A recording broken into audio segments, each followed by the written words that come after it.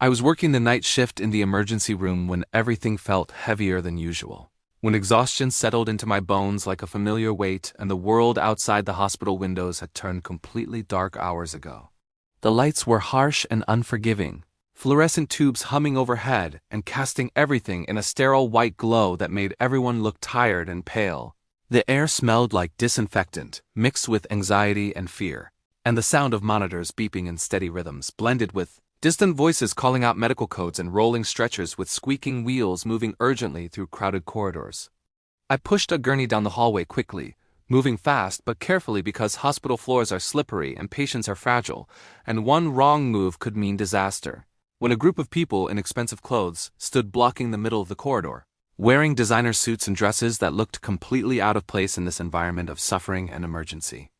They stepped aside reluctantly, making it clear through their body language that they considered this an inconvenience, that my presence and my work were disrupting their conversation about things that seemed far removed from the reality of what happened in these halls.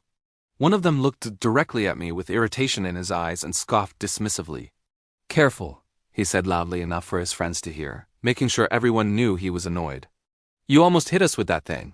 Another person in the group added mockingly without lowering their voice. "These hospital helpers are always in the way, always rushing around like they own the place, never paying attention to anyone else." I apologized instinctively and immediately, even though I had the right of way in these corridors, even though I was responding to a call for assistance, even though someone else was waiting desperately for help at the end of that hall, and every second mattered. That's what you learn to do in this job over time, lessons that become automatic reflexes. Move fast and efficiently. Don't cause problems or make waves.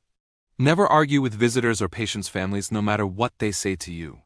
I've been a hospital orderly for 5 long years now, 5 years of overnight shifts and early mornings bleeding into each other. I transport patients from one department to another, moving them carefully when they're in pain or frightened. Clean rooms after difficult moments that leave behind traces of human suffering. Hold doors open while families cry over news they never expected to hear, and do the work that keeps everything moving smoothly behind the scenes where most people never look. Most people don't notice us at all as we move through the hospital performing our essential tasks.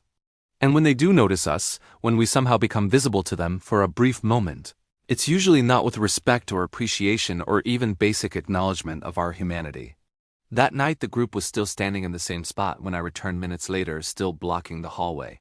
Still talking and laughing as if they were at a social event instead of a place where life and death decisions were being made every moment.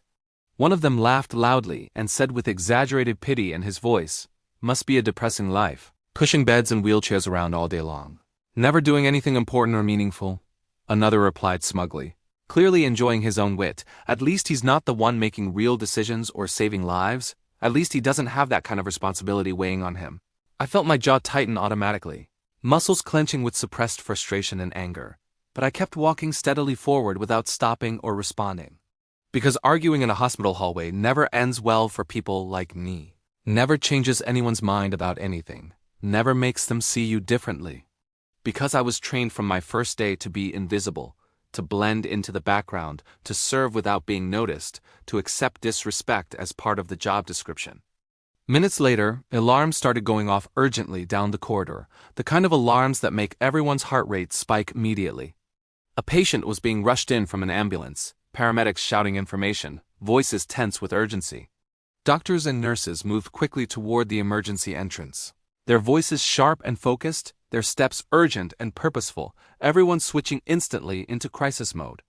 I grabbed an empty gurney and ran at full speed toward the entrance, my legs pumping hard.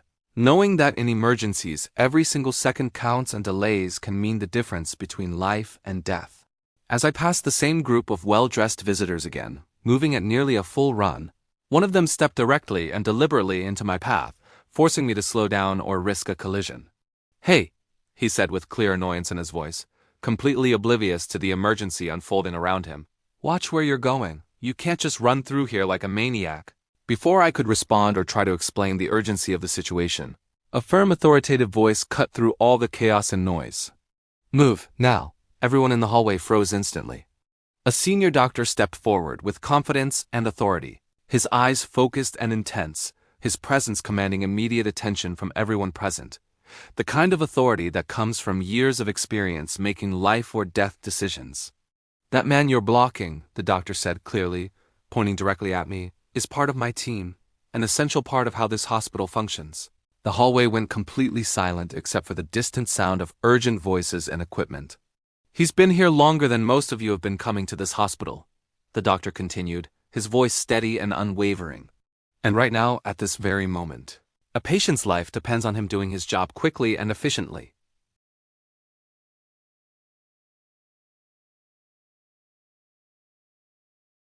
The doctor turned his attention to me, making direct eye contact.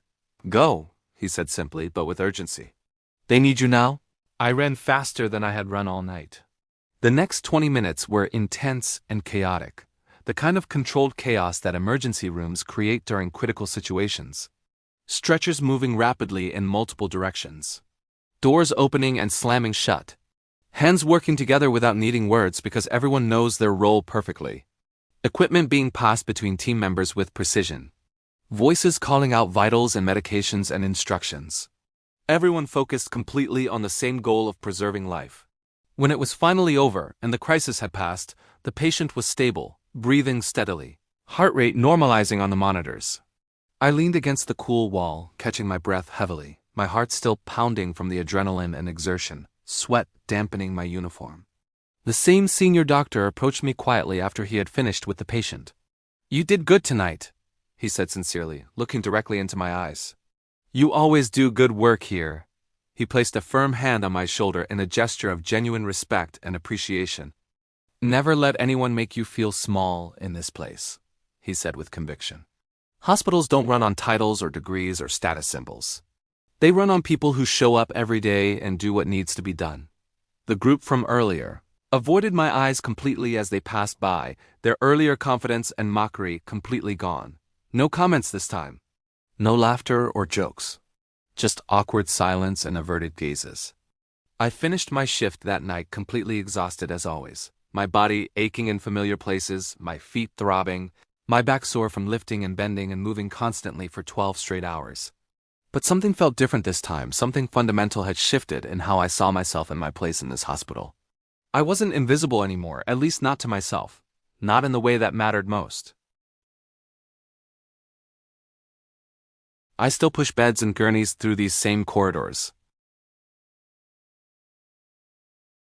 I still work overnight shifts when the rest of the world sleeps. But I know now with absolute certainty that what I do matters profoundly, that my work has real value and meaning. And if you've ever been dismissed or mocked because of your role or your job, title if you've ever been made to feel less than because you don't have impressive credentials or wear the right uniform, remember this story. The people who save lives aren't always the ones holding the clipboard or wearing the white coat. They're often the ones doing the unglamorous essential work that makes everything else possible. The ones who show up reliably day after day. The ones who care enough to run when someone needs them. Every role in a hospital matters. From the doctors making diagnoses to the nurses administering care to the orderlies transporting patients, because healthcare is fundamentally a team effort where every person contributes something irreplaceable. And if you've ever looked down on someone because their job seemed less important than yours, remember that you have no idea what that person contributes, what challenges they face, what sacrifices they make, or how essential their work truly is to making everything function smoothly. Respect isn't earned by titles, it's earned by showing up consistently, doing your work with care and dedication, and treating every task as if it matters because ultimately it does.